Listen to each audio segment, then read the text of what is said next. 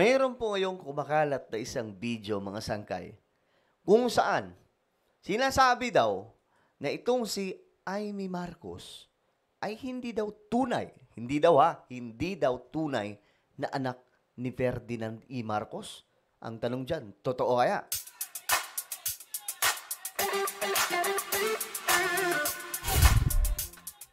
Hey guys, what's up? This is me, Sangkay Janjan. I'm back for another vlog today. Kamusta po kayo mga kababayan? Eto, pag-usapan po natin. Mga solid Sangkay, shoutout nga pala sa lahat ng mga nanonood. Sa mga hindi pa po dyan nakakapag-subscribe at gusto nyong mapabilang sa maraming mga solid Sangkay, makikita nyo po ang subscribe button sa baba ng video na to. I-click nyo lamang po yung subscribe. Ngayon din, okay? Tapos i-click nyo yung bell at i-click nyo po yung all. Dahil dito mga Sangkay, 1.5 million subscribers na po tayo. Parami po tayo ng parami. Paangat po tayo ng paangat mga Sangkay. Kaya naman, kung gusto mong mapabilang sa dumaraming mga solid Sangkay, i-click nyo lamang po yung subscribe button sa baba ng video na to. I-click nyo po yung bell at i-click nyo po yung all. Sa mga nanonood po sa Facebook, i-follow nyo po yung ating Facebook page. Alright, eto na. Shoutout nga pala sa lahat ng mga solid Sangkay. I-click nyo po ngayon, i-comment nyo po yung hashtag Solid Sangkay kasama po ang inyong mga lugar para magkakilala po tayo dito, okay? Ngayon, ito kasi, may kumakalat na video. Amy hindi Marcos? Patanong ha? Tapos, kaya pala, traidor nakalagay po dito sa pinaka-caption na ito. But, mga Sangkay, again, ito po ay kumakalat bilang parang ang dating po niyan is conspiracy theory. Ewan ko kung gaano ito katotoo. Ngayon, ito mga Sangkay, isa po itong interview eh. Hinahanap ko nga po yung buong interview na ito eh. Ito, tingnan po natin. Nagsasabi na si Amy is not Ferdinand's daughter. That she is Lacson's daughter because she looks like Lacson. Because you were Teka lang, sige. married in May 1, 1954. And she was born in November 1955. So you were already married. Hanggang ngayon sinasabi, naku si Amy, anak ni Arsenio Lacson. Alam nyo, ang dami-daming nagsasabi na si Amy is not Ferdinand's daughter. Ito yan mga Sangkay oh. Well, ewan ko kung titingnan nyo po yung mukha, ito yung Lacson eh. Si Ferdinand E. Marcos, tingnan nyo, gwapo yan eh. Ngayon, tingnan mo natin. That she is Lacson's daughter because she looks like Lacson. Tignan. Ayan. Ito yan. Ewan ko kung nagkataon lang yan. Parehas medyo mahaba yung baba. Dito. Kay Ferdinand E. Marcos hindi. Yung hulma ng hugis ng mukha ni Ferdinand E. Marcos, parang si Irene, 'di ba? Irene at saka kahit kay Madam Imelda, ganun din po yung hulma. Hindi po kasi ganito. Irene at saka kay Bongbong Marcos, yun po talaga yung pinakahulma. Kaya gwapo at maganda. Ngayon, itong pinapakalat mga Sangkay ng iba dyan, itong si Amy daw, posible di umano. Ewan ko kung totoo yan, mga Sangkay. Na hindi anak ni Apo Lakay. Kaya daw ngayon, mga Sangkay, pati yung kapatid niya kinakalaban. Kaya nga, ako rin ako man, ito, di ko alam kung gaano katotoo. Pero mga Sangkay, ako, nagtataka din po talaga ako. Bakit kinakalaban ni Amy Marcos yung kapatid niya? Ano yun, nagsiselos ba siya? Kasi siya yung ate, dapat siya yung maging presidente. Kaya nga lang, ang napili ng sambayan ng Pilipino, BBM. Nakita niyo ba mga Sangkay yung statement niya nakaraan? Yung statement niya nakaraan about kay PBBM, malinaw daw na hindi Marcos ang nagdadala ngayon sa ating bansa, kundi Romualdez at Araneta. Ganon-ganon niya po sinabi, mga Sangkay. Pero, tingnan nyo sa lahat ng pamilya, kasama po ang pamilya ni Amy Marcos, kanino close? Kay PBBM. Palaging nasa palasyo ng Malacanang. except Amy Marcos. Why? Ba't ganon?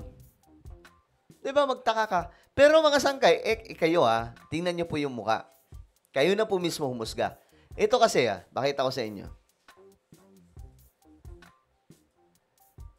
Ito yung pamilya kasi ni ano.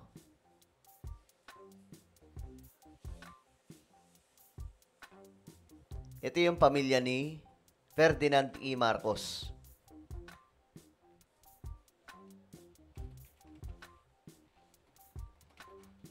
Pakita ko sa inyo. Ferdinand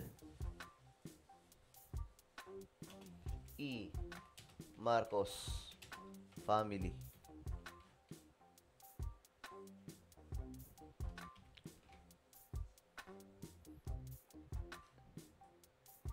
Ayan. Mas maganda yung yung malalaki na sila Ayan, ito. Tingnan nyo po tingnan nyo po yung itsura ni... Curious lang ako, mga sangkay. Don't worry. Curious lang po talaga ako. Tingnan nyo po yung itsura. Ayan, Ito si Amy. Ito naman si Irene. Ito si PBBM. Kahulma daw ng hitsura ni Ferdinand E. Marcos at saka ni Imelda. Ngayon ini-issue nila, medyo mahaba daw kasi yung dito, yung baba ni Amy Marcos. Ewan ko mga sangkay. Hindi ko rin maano to Ito. Mas maganda. Mas maganda to kasi kita. Yan. Isusum natin. Kayo na po mismo humusga. Ang ganda ni Irene, di ba? Pogi si BBM. Maganda rin naman po si Amy Marcos, pero parang, ewan ko, mga sangkay, medyo Pogi si BBM Maganda si Irene, Si Irene talaga maganda, Di ba? Well, kayo na po mismo ang magsalita. Ano sa tingin nyo, mga sangkay? Kasi alam nyo, itong si PBBM nga po, mayroon din po yung Meron din yang conspiracy theory. Ito punong-puno po talaga ng conspiracy theory yung mga Marcos Si BBM daw po, hindi tunay na anak ni Ferdinand E. Marcos. Si BBM daw po ay, ang tunay na Bongbong Marcos, na daw? Tinumba na. Wala na sa mundo. Sumakabilang buhay na. Ngayon, mga sangkay, sabi nila, para daw hindi malaman ng mga tao na wala na si BBM, naghanap sila ng kamukha. Yun ang sabi nila. Sabi sa conspiracy theory, urban legend nga po tawagin yun. Ngayon, naghanap ng kamukha, nakamag-anak lang din po. Yung tipong kadugo din po talaga nila. Tapos, prinactice daw po yung pananalita. Nakaparehas kay BBM. Kaya ito daw po si BBM ngayon, hindi na po ito ang tunay na Bongbong Marcos. Di ba? Na-vlog ko na yan natatawa ako mga sangkay kasi sinagot to ni BBM. Tumawa si BBM nung nalaman niya to Sabi niya, narinig ko na yan Okay sabi ni BBM, ang ganda rin talaga ng kwento, sabi niya Okay din na may ganyan daw siyang kwento Tumawa lang siya kasi at least kasama daw po siya sa may mga urban legend na mga stories. Pero tingnan nyo talaga, maganda si Irene, di ba? Maganda mana po sa mama Si BBM pogi kasama mana po sa tatay. Halata sa yung mukha niya medyo Imelda Marcos na may pagka Ferdinand E. Marcos. Si Amy naman, kayo na ang humusga. Ano sa tingin nyo? Naniniwala ba kayo doon sa kumakalat mga sangkay na video? Saan na ba yun? Ito yun, Ayan. Because you were married in May 1, 1954. And she was born in November 1955. So you were already married. Hanggang ngayon sinasabi, naku si Amy, anak ni Arsenio Lacson. Alam nyo, ang dami-daming nagsasabi na si Amy is not Ferdinand's daughter. Okay. Kayo na mismo mga sanggay ang humusga. Ano sa tingin nyo? Balikan po natin yung picture. Asan na ba yun? Balikan natin tong larawan. Ano sa tingin nyo? Diyos mio, binigyan ko pa kayo ng problema para mag-isip. Pero again, mga sangkay, hindi po natin alam to, ha? Hindi po natin alam to. Kasi ano lang yan eh, baga pinapakalat sa social media. Okay? Hindi lahat ng nakikita natin sa social media, totoo. Pero may karapatan po tayong mag-isip, magsalita kung ano ito. Okay? Ano sa tingin nyo? Hindi ko alam mga sangkay eh. Tingin ko naman siguro anak eh. Kasi, for sure, yung interview na yon kay Imelda Marcos, sinagot ni Imelda Marcos yon.